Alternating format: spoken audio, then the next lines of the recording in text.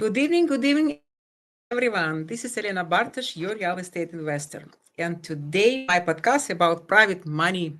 And my guest is wonderful lady, Leila Zayed. She's my friend. We both live in on east coast of our country, and she lives in Maine. I live in Massachusetts, not too far. And the funny things, we are trying to find great time to meet somewhere, but there is time today on my podcast. So meet Leila. Hi, Hi, I'm Leila. so happy to be here, Elena. Thanks for having me. Thank you so much for accept my invitation, Leila. I'm so happy to see you here. How are you? How is your day? My day is wonderful, and I have just been looking forward to spending some time together with you, my friend.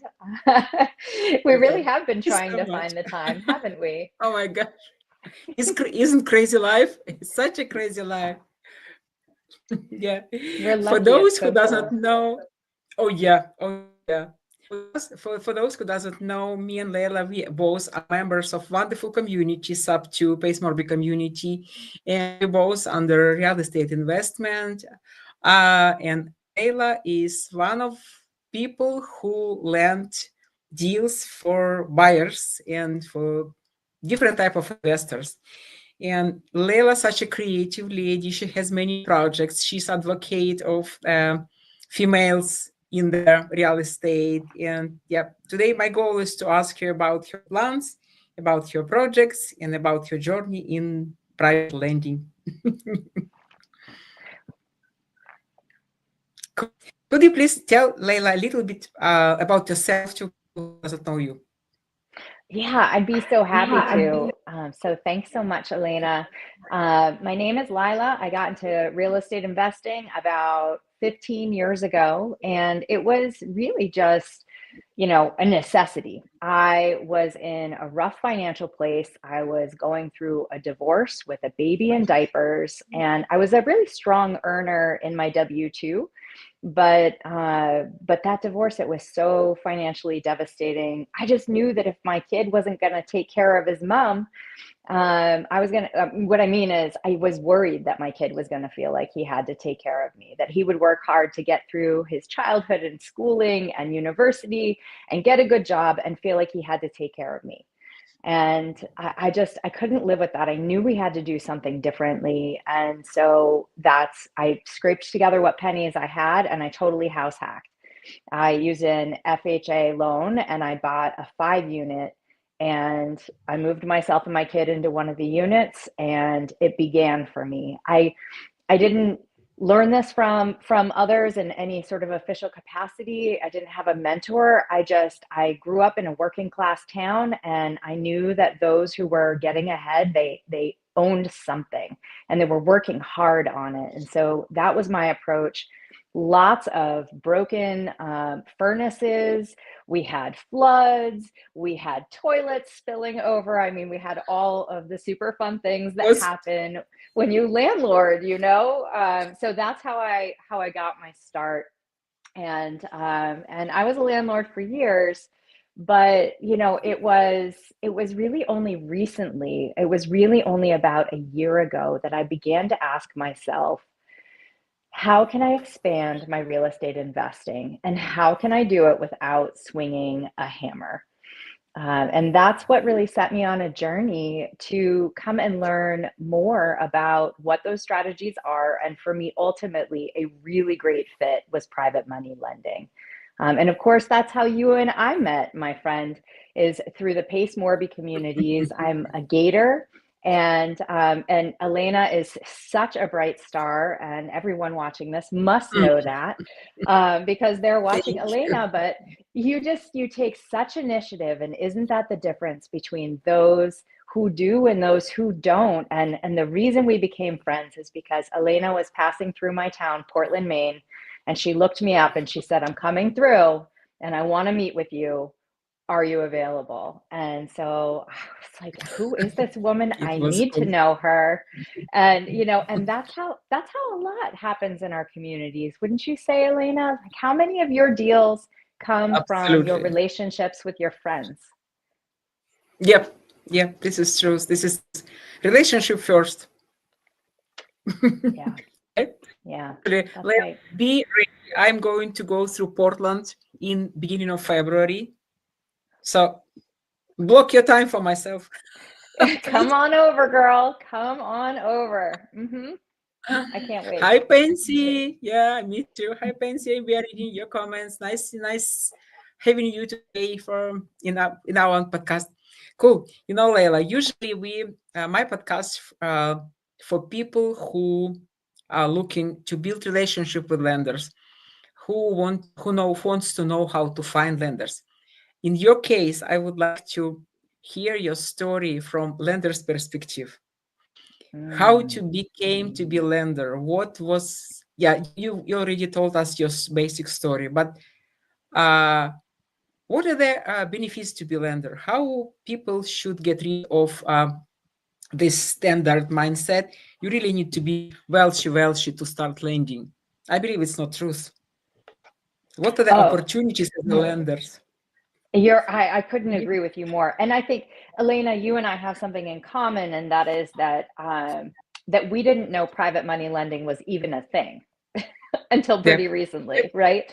And Yep. I loved it when you shared your story about how you were doing some investing and it had never occurred to you that you could secure a second lien. And Mm-hmm. was that when you really started to piece together that private money lenders existed? Yep. Yeah. Yep. Yep. Yep. Yeah, this is the truth. This is the truth.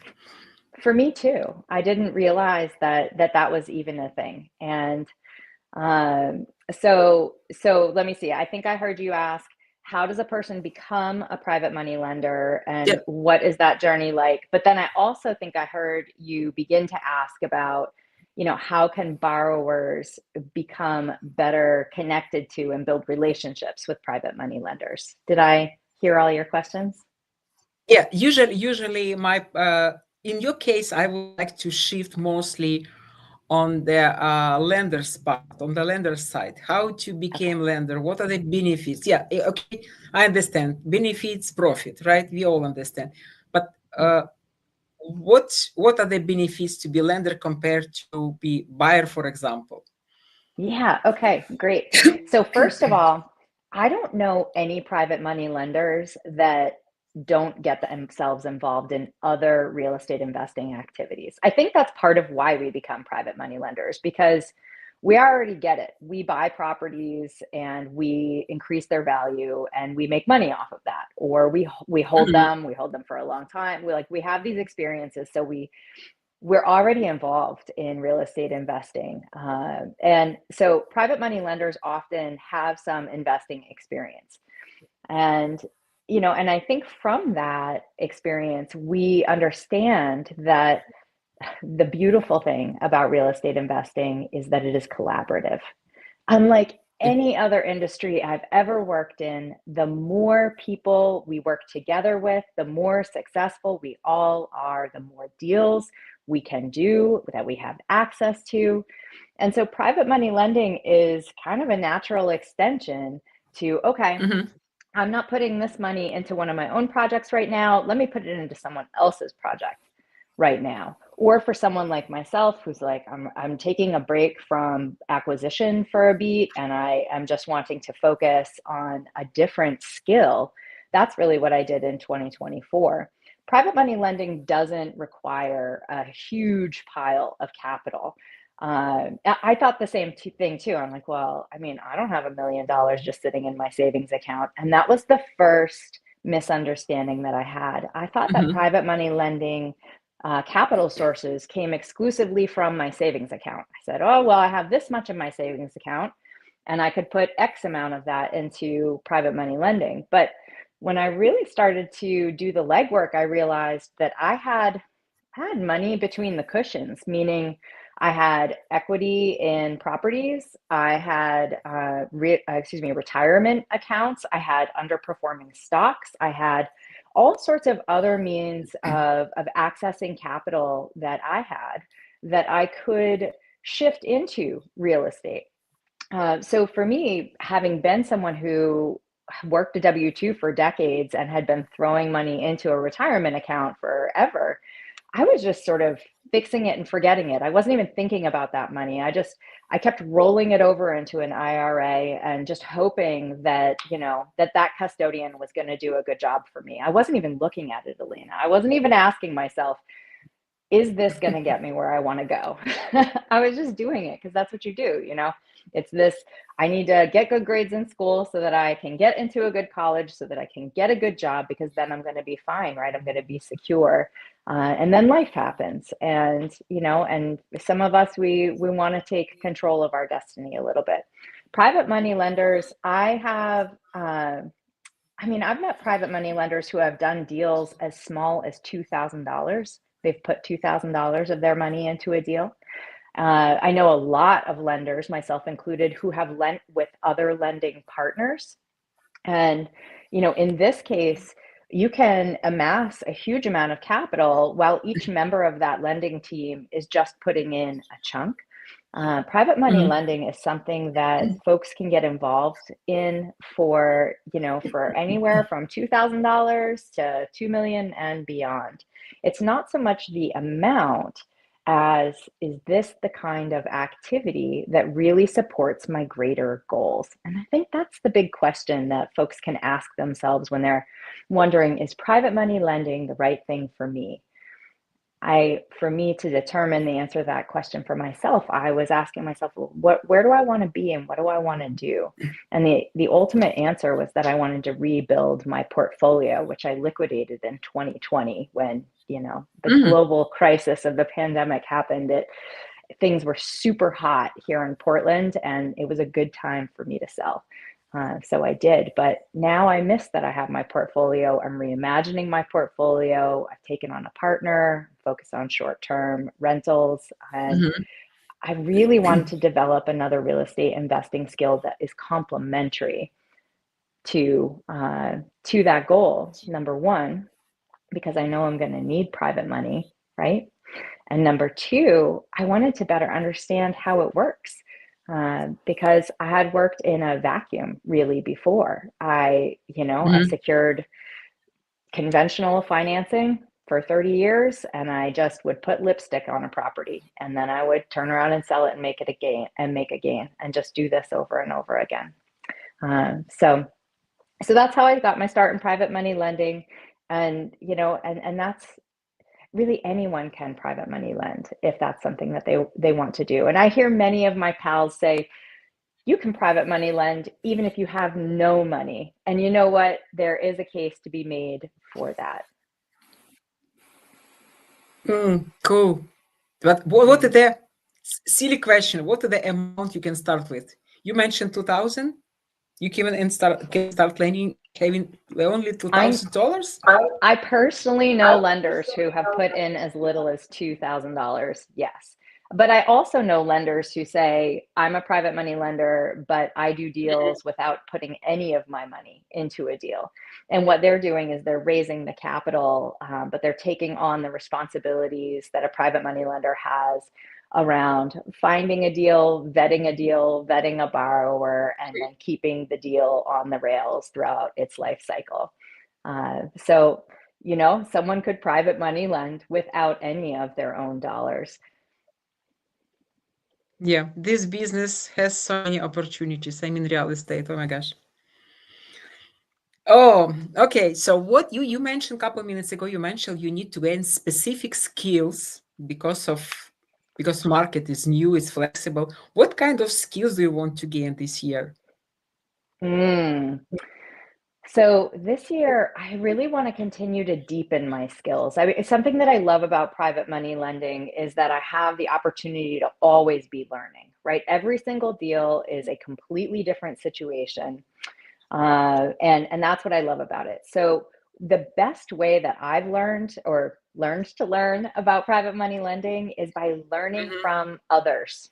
Really, that's where I'm getting all of my information and my experience. It's coming from working together with others in deals, but also attending events and learning from others who are expert and have more experience than I do. For example, I'll be headed to the PML Mastermind in Atlanta. Okay. Alexis Yeah, Alexis Morgan and Yep. Abraham Gray will be hosting that. I've been to the PML Mastermind in the past before, in addition to just really deepening relationships with other PMLs. I also really learn so much about underwriting and diligence every single time I hang out with those two and the other minds in the room as well. So I love about private money lending that we can just keep learning.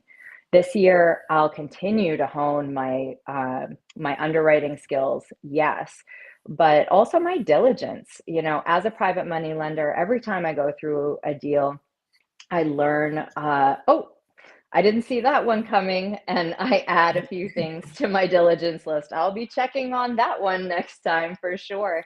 And also, when I talk to other private money lenders, I learn from them about their deals. I also have a podcast, and my podcast is all about private money lending. And something that I just love about having that podcast is hearing from other private money lenders about their Hmm. journeys and their deals. And whenever I talk to another PML, they tell me about a deal that's come off the rails that they're dealing with right now, because none of the deals go the way we expect them to go, right? And so we share those experiences, we learn from one another, and I add even more steps to my list. Yeah. So much to learn always in real estate, right? Always. Yeah. What's so great And about it, though, Elena, is that while there is so much to learn, and for me, there's a piece of me that wants to be overwhelmed by that, right? Like, how can I ever know it all? I'm never going to know it all. But you know what I am going to do? I'm going to keep making friends so that when things go not as I expect, I can reach out to my friends and say, hey, this is what's going on. Any thoughts on what I could do? Or do you know someone who has a referral for me on this?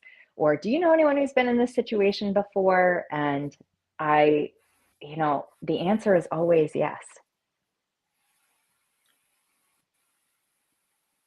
We can all figure out different kind of anything. yeah, different kind of experience you're gaining going through lending. Yeah. Very, Yeah. very cool. Yeah, yeah. You mentioned you lend, you have experience. I mean, with first lien, with second lien. What do you think? What helped you to switch from first lien to second lien? I mean, what helped you to stop feeling scariness about second lien position? What people Mm. should know Mm. about Oh, second that's lien? such a great question. So, I, is it worthwhile for me to just take a beat and sort of explain the difference between the two? Yes, please. Yeah. Okay. I'd be very happy to. All right. So, so what's so great about real estate investing is that the loans are asset backed. Okay. So if Yep. if the loan is in default, then we have some sort of security, something securing that loan, which keeps us safe. Is it ideal if the loan goes exactly the way we all agree that we want it to go? Yes, of course. But if it doesn't, there's another way forward because there's value in that property. So a lien is the position of claim on the equity in that property.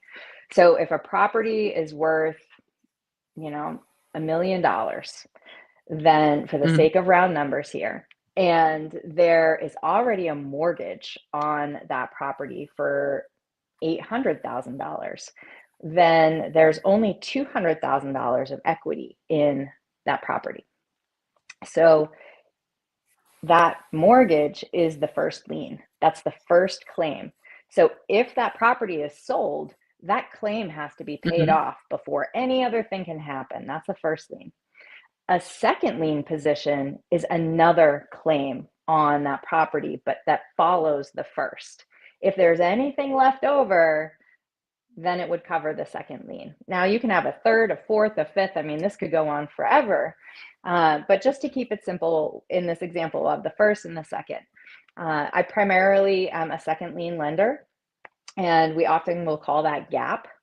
And they're riskier loans, and for a few Mhm. reasons.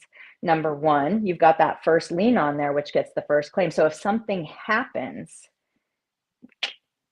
we might be out of luck. Even if we do an excellent job with underwriting and diligence, which is how we secure our loan, I'm going to tell you about that in a minute. But even Yep. if we do a great job with that, let's say a hurricane blows through, levels the property, and all the properties around it. So the insurance company, it takes forever when a natural disaster happens. It takes forever to rebuild and get the money flowing and all of this, right? And what happens with a Yep. loan? Time is ticking. Okay. Yep. So I think of risk and time as having a very close relationship with one another, but being a second lien lender is a riskier position than a first lien lender. Now, one's risk tolerance as a lender is dependent on a few things. Number one, how confident are you in your ability to secure your loan? So, how good are your underwriting skills? And if they're not totally amazing, do you have someone else on your team who is doing that underwriting? This is one of the reasons why when we private money lend, it can be a really good strategy to really sort of clarify one's lend box, to say, okay, I only lend in the first position on single family homes in the Atlanta area in Georgia. They need to have Hmm. 3 or more bedrooms, 2 or more bathrooms, and in this way, when we get really specific, I'll only lend on fixing and flipping activities with lenders who have done 3 or more HUDs in the past 12 months, 18 months, whatever it is. Hmm. When we get super specific about what kind of loans we do, then we build up the experience to say, okay, I Hmm. know how this goes. I can see what's coming around the corner. And if it doesn't go my way, I also have the resources and the network in order to handle this. I have familiarity with the lending laws and real estate laws in that area. So this is the number one thing I think that lenders can do to really sort of reduce or manage their risk is become Hmm. experienced at doing the same thing over and over again. Number two, risk, how to manage it is to really sort of appreciate its relationship with time.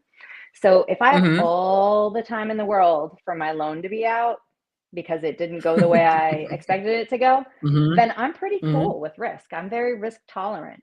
Now, if that private money lending, if those dollars are something that I need to be living off of for whatever reason, because I'm nearing retirement, and and like these are part of my Hmm. retirement dollars that I'll depend on, or I'm lending with today money, which I really don't recommend. I really just want to pause and say, dear Elena's audience, please don't do that. Uh, but it's about time. How much time can I Hmm. really allow these funds to be out there? I can be very risk tolerant if I have a lot of time. So lending on the second lien is a far riskier position to be in. And in order to do that comfortably, you'll want to have a high risk tolerance and be Hmm. really sort of focused on your particulars of your lend box. Um, and you know and and also be a strong underwriter and be really good at diligence. And being really good at diligence is really about reading every word in a contract. It's about Hmm. asking all of the questions. It's about asking for references. It's about making all of the phone calls and fact checking all of that information. It's just a whole lot of admin work. It's not particularly difficult work. It doesn't take a special degree. It just takes persistence and a willingness to do that, or a willingness to hire an operator who's super excited to do that with you. Yeah. Oh, thank you so much, Leila. Oh my gosh, I just realized listening you, I just realized first, underwriting is really, really number one skill for everyone. Yep. You just answered Yes. this question from Pansy. Do you do all your own underwriting? Of course, every lender should do underwriting. Yeah, yeah, Yeah. absolutely. We have to. Cool. I wasn't ready to lend until I felt that I could confidently assess the value of the property, because I had to play it out to the second or third exit. I play it out to the third exit Hmm. because I'm just not that experienced, Elena, you know? Like, I've been doing this for a year. I have so much to learn. And so if the exit that the borrower is counting on doesn't work out, that's okay, right? The market changes, things happen. So what is the second exit? I have a list of questions I like to ask borrowers when considering a Mm-hmm. loan, and that's one of them. Like, what is your second exit? If you can't fix and flip this thing, what are you going to do with it? Oh, you're going to put it Mm-hmm. into a midterm rental because there's a hospital on the next block. Oh, that's really good. And what if that doesn't work? Do you have a third exit from there, which is usually foreclosure? Uh, and Mm-hmm. I underwrite to that last exit, because if the last exit is going to work, then the one before it will work even better. Yeah, absolutely. And another thing I just not learned from your from information you just shared with us, and lender and borrower, we all have to be very specific. We need to understand what we want to do. And even lender, really, I did not think about it previously. Even you guys, you have to know, what do you want to lend in, what kind of property, where, what state, what is the exit strategy. Really, I never thought about it, Yeah. Yeah. right? Because I'll, go ahead. no, I'm so sorry. You Go please ahead. go ahead. No, no, go ahead, please. Go ahead, please. I'll take it a step further and say that yes, you're right. Even a private money lender needs to know what it is that she's trying to accomplish and where and what kind of project she wants to become expert in, but also she needs to understand for herself why she is private money lending. How does private money lending help her achieve her dreams and her long-term goals? Mm-hmm. Why is she doing it? Because Elena, I could ask you, and I think I will. Elena, why are you doing the real estate investing activities that you are doing? What is the dream that you're serving?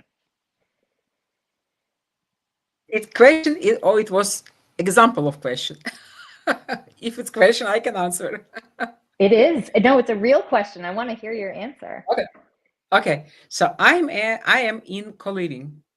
I really realize how lack of housing we have right now in US, and I really realize economy is not in the best stage. And I know many people, they're really in high need of affordable living, and they not just want to rent room, they want to rent cozy, normal, beautiful, warm, well maintained, with good lender, with someone who is ready to listen, who is ready to give them what they need, what they want, to treat them with respect. So co-living, it's something really would benefit all of us, me as a landlord, people as in tenants, and whoever connected to this situation. So co-living, my answer. See, that's why. That's your why. I love it. I love it. And I think the same is true for private money lending, that there has to be a purpose. There has to be a reason. If it's just for fast money, if there's anyone listening tonight who is considering private money lending and fast money is really the only reason it appeals, I would ask you to reconsider before you go ahead and deploy those funds.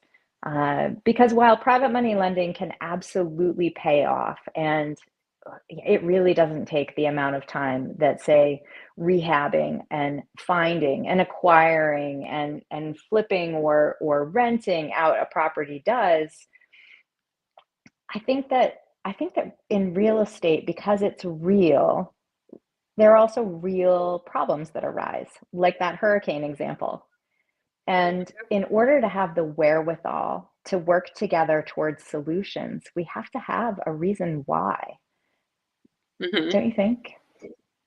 Yeah, I agree. I agree. Not just make money, not just to get income, not just to yeah, just understand why, what kind of problems you can fix, right, with your service. Yeah, Yeah, I agree. I agree. And again, it's important not just to take, it's important to give something. I mean, even to give, it's number one what we should think about. It's yeah. absolutely truth. Yep. Mhm. Oh, I love everything you just told us. Thank you so much for your experience, for all everything you shared with us. My another question is, what kind of personal qualities potential lender who never try lending, what do they need to gain? What do they need to develop in themselves? Do you mean mindset or skills? Mindset first, Mm. yeah. Oh, great. So private money lending is terrifying. Oh, I'm gonna, I'm just gonna put that out there. I think that from a mindset perspective, if if like me, you're the sort of person who's used to running a deal and being the quarterback on that, private money lending is not that. Private money lending is being a capital partner in most of the deals that that's sort of the architecture that I work within. But we're not really calling the shots. We're not the operator of the project. mhm. And so there's really a letting go of control that's going on there. So that's one. Number two is believing that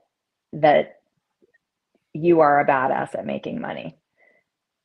And that's hard for a lot of people. I know for me personally, I'll share a personal story that, I grew up with not a lot, and I grew up in a very rural place, a pretty impoverished place. It was a great childhood, and I was safe, and I was grateful for that. Being the daughter of an immigrant from a war-torn country, it just, I was okay. But I thought I was carrying around these limiting beliefs. For example, that money is the root of all evil. I recently discovered this negative core belief that I had around money when I read Jen Sincero's book, You Are a Badass at Making Money. Mhm. It's wonderful. I really recommend it. Um, and and she describes her own relationship with money. Now, we have to believe that putting our money to work in a project is worthy of collecting a return in order to do that well. And I'll take it a step further to explain what happens if we don't. If we don't believe that that value we're bringing to the table is really valuable, then we might make the mistake of thinking that a private money loan is a personal loan, and it's not. What I mean by that is that a private money loan is different than, say, securing hard money or a conventional loan from Fannie Mae. Sure, right? I'm Lila. I'm a person. I don't have a huge bank with thousands of employees. Yeah, so I guess in some ways it ends up feeling kind of personal to me because it's my small business. On the other hand, when a borrower is in default, for example, I have met many lenders, and I have been guilty of this too. I have thought, well, I don't want to pursue what we agreed upon in our contract, which is that now I'll move to foreclose because I don't want to act like I'm not a team player or upset anyone or somehow be a bad actor in this deal.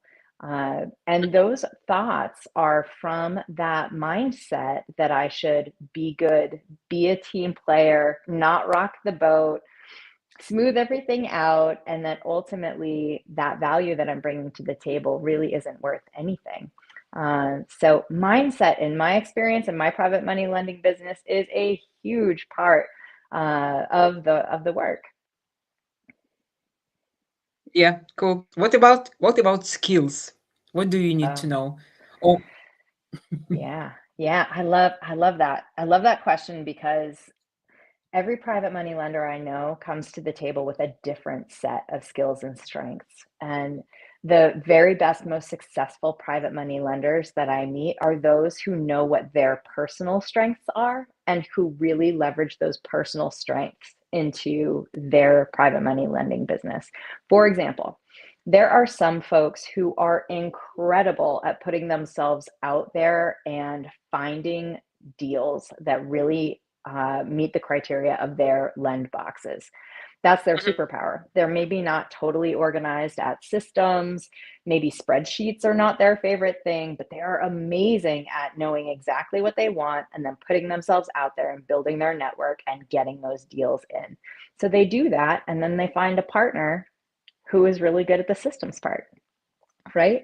And so the question is less about what skills does everybody need, and it's more like what strengths do you already have? What is it that you love about working, and how can you leverage that into your private money lending business?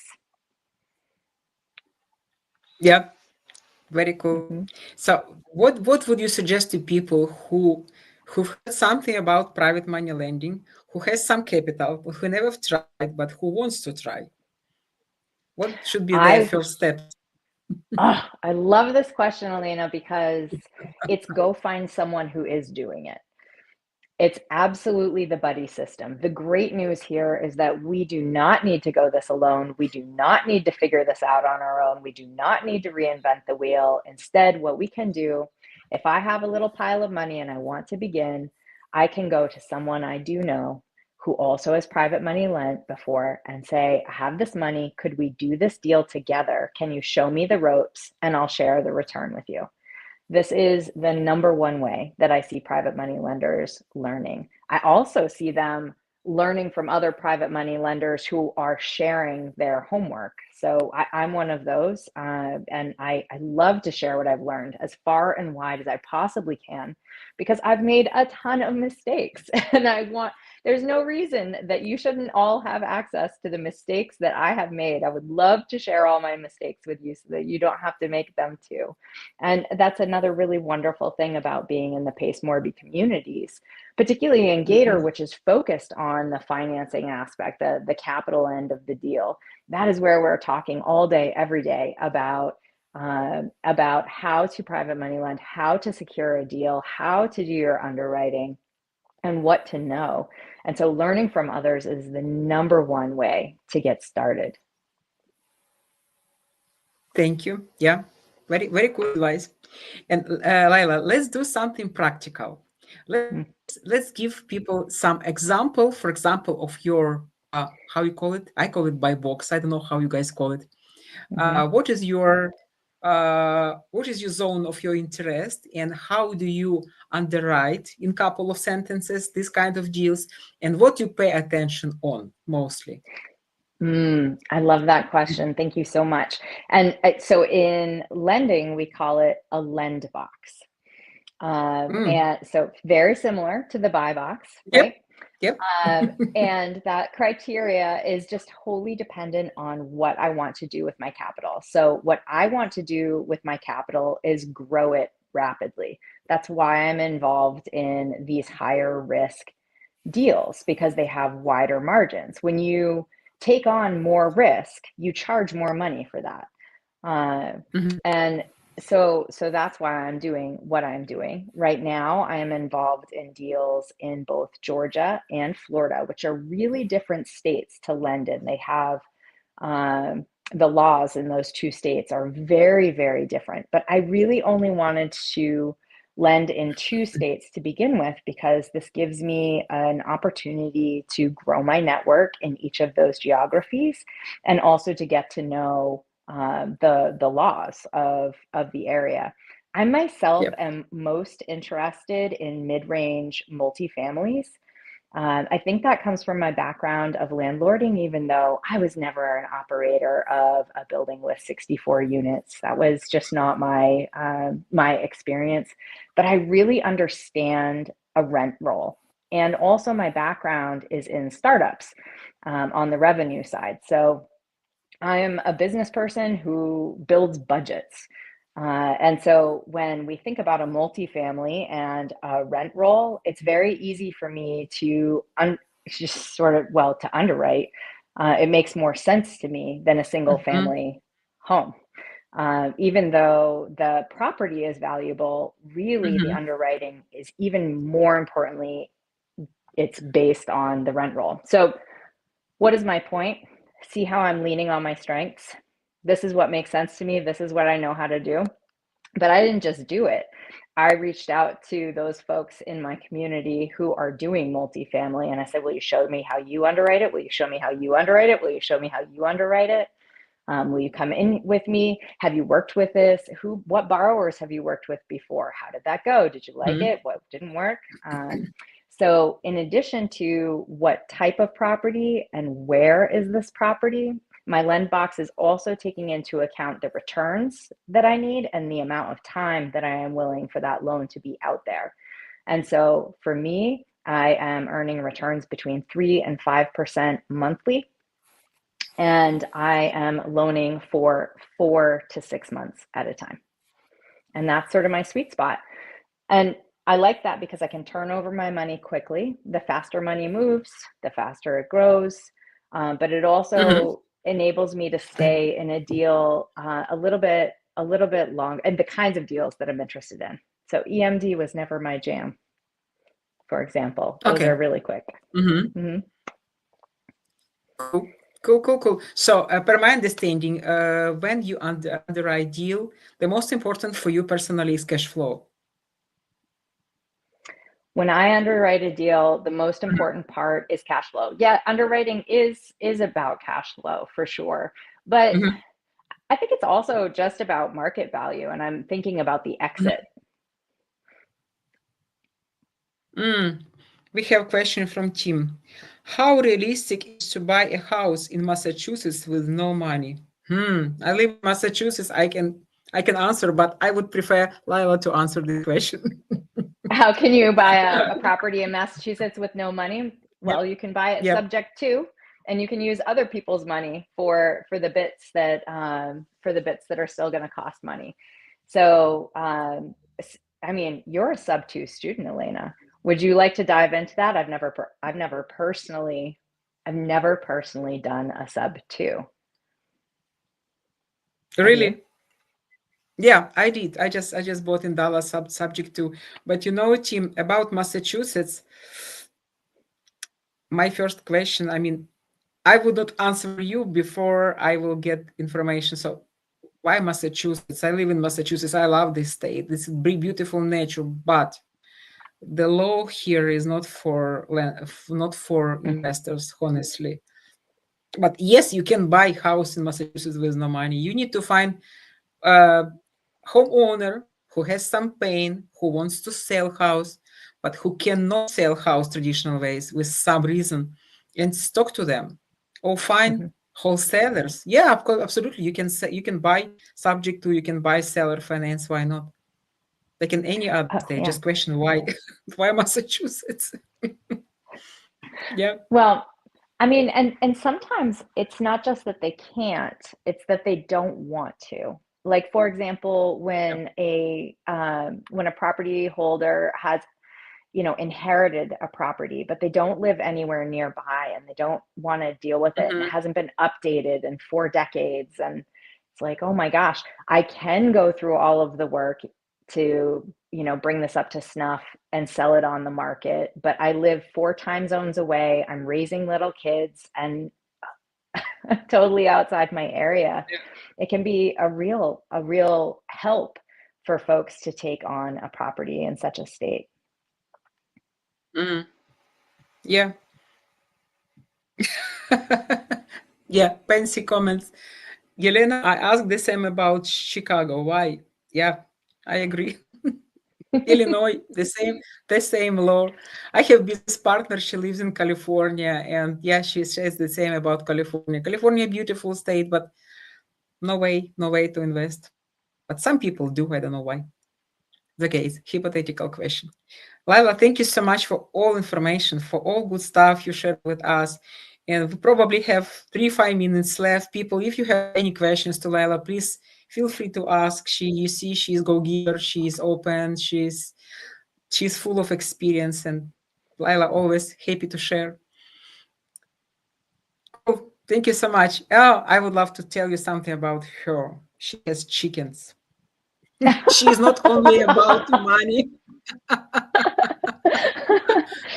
I do have chickens. I do. I have a flock of 10 Brahmas.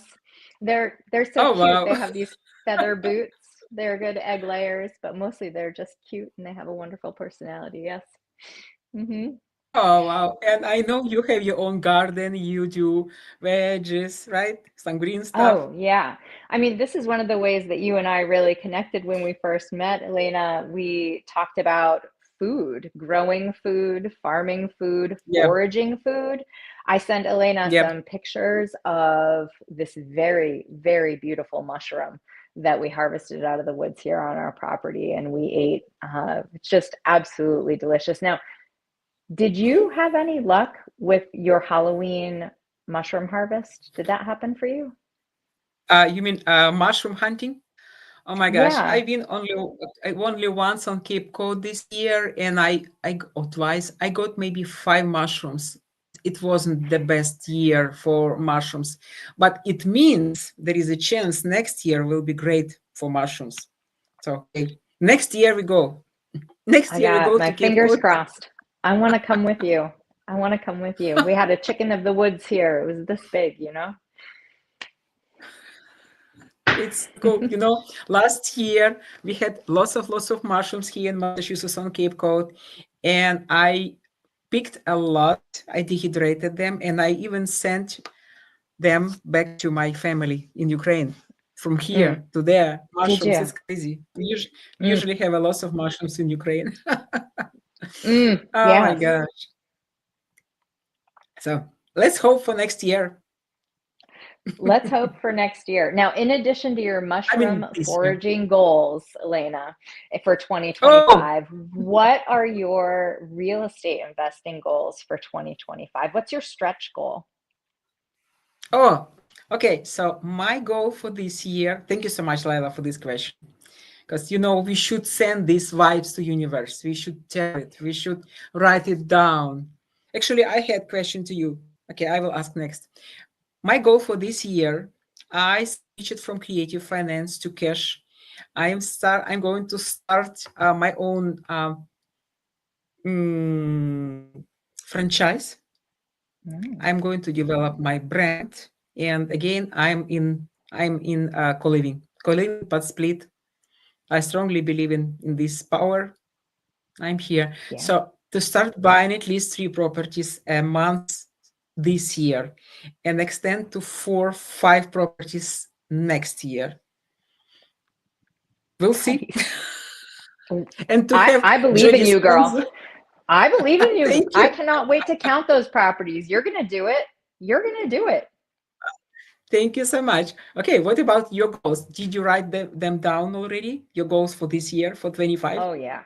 Oh, yeah. I You didn't do? just write them down. I like mapped them out on the calendar.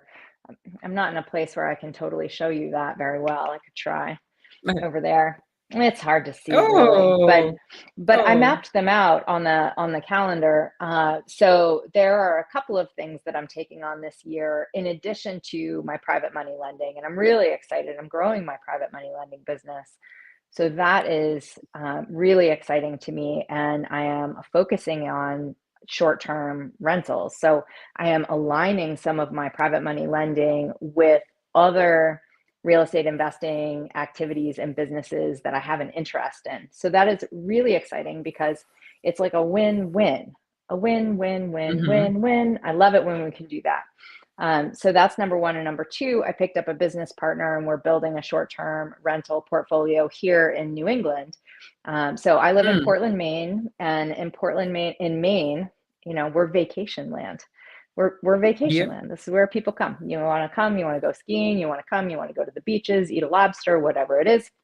But really, it's this whole region of New England that folks are here in the summer, they're here in the winter, and so I'm really, really excited about that. My stretch goal is to pick up two and operationalize two short-term rentals. Now, I presume the first one is going to take us a lot more time than it will subsequently because we're learning each other as business partners. But something that's really exciting about our partnership is that what I'm really bringing to the table, even though I have had short-term rentals in the past, so I have some experience, really what I'm bringing to the table is the acquisition part, right? So like everything from Mhm. bringing in the capital to make that happen through working together with this gorgeous network of real estate investors who help me find those properties. We really would love to buy those properties creatively, but certainly off market, if not creatively. And we're looking in Jackson, New Hampshire, first of all. So if anybody out there is feeling like they can help me find these properties, I want you to reach out to me. Anyone who wants to reach out to me, you can do that on Instagram, by the way, at Grow with Leila. You can see it right on the screen there. You come, you follow me, you message me, I will follow you back. We'll talk.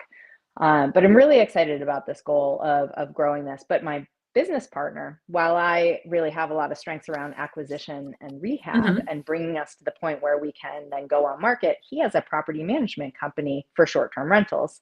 And so really maximizing that rental on the other end is his specialty, which is very exciting.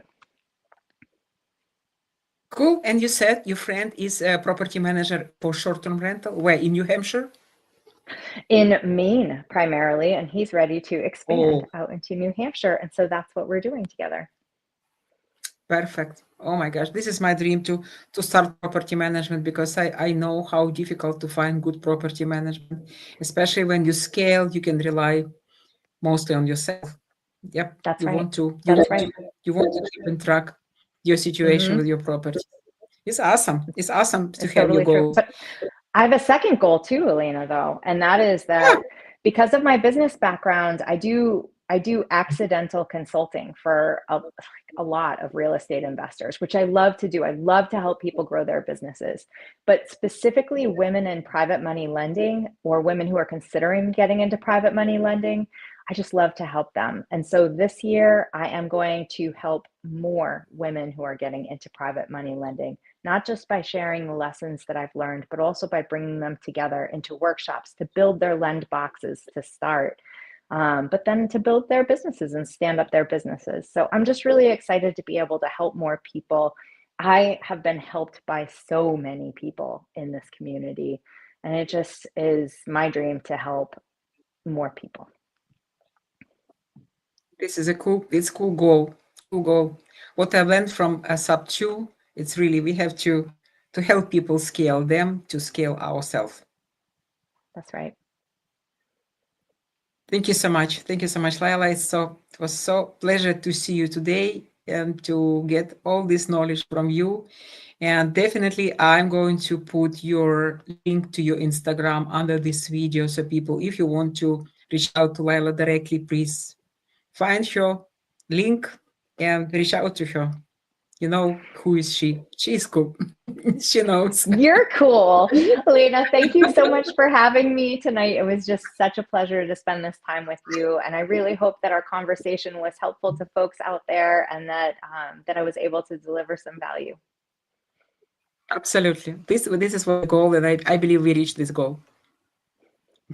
Thank you so much. Thank you so much for being today my guest. See you soon in Maine. I can't wait. Come visit. Yeah. Oh my gosh. Oh my gosh. I can't wait. I can't wait. This is just a dream to be in Maine soon. Okay. Bye bye. Thank you so much. Bye bye, Leila. Bye. Thank you so much, people, to be today with us. I hope Leila gave you lots of good information, useful information. Don't feel scary to become a private lender. I know it's not easy. I never tried, but I believe it's not as much difficult.